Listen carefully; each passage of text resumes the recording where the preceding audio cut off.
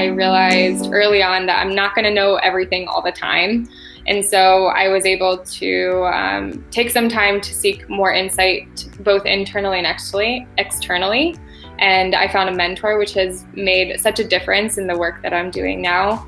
I think the second thing is there's actually a book that I'm reading called Traction. And there's a quote in that book that says, "The ability to delegate as a leader is simply the ability to place the right people in the right seats throughout your organization." And for us, right people, it means those that are walking the talk of the Albacross values and they're thriving in the culture.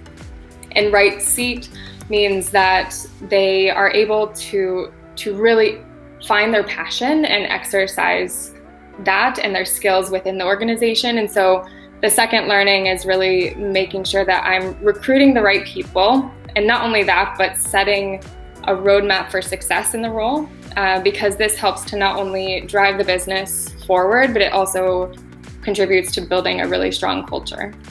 In terms of leadership, I've had so many incredible mentors and managers throughout my career, and one thing that I've learned from them is the power of empowering autonomy. And I think for me as a leader, it's my job to provide guidance and outline how to find success, but ultimately I need to trust my team to do their work for what I hired them for, and to be resourceful and prove results. So that's something that I instill in my management practices, but also for my team members as well. And they hear me recite this all the time.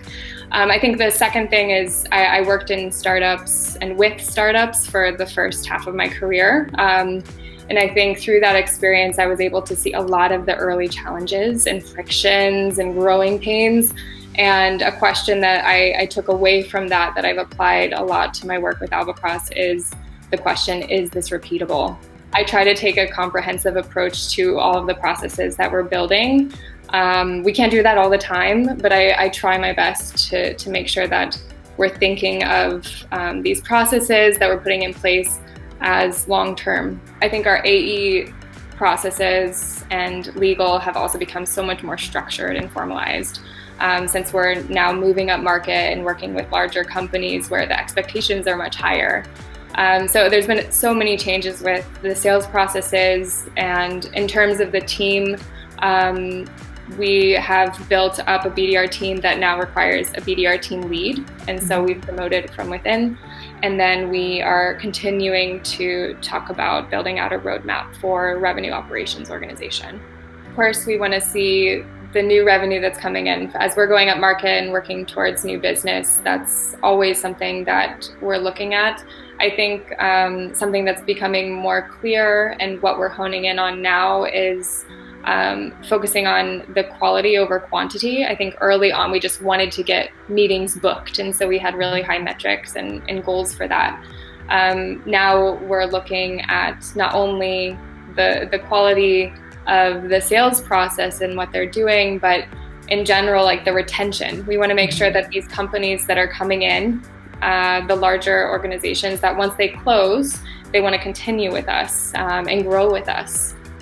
So a lot of it is due to the efforts of our outbound team right now. So they have lists of companies that they're prospecting that fit very specific criteria. So they only prospect our ICP and companies that we really truly believe will be successful with Albacross.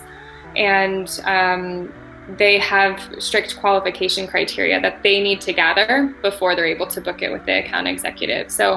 And I mean, we have been quite strict with that, which can be frustrating at times, but at the end of the day, those are the deals that are closing. And so I think it's been a great way for us to go, and everyone's kind of on board with it now.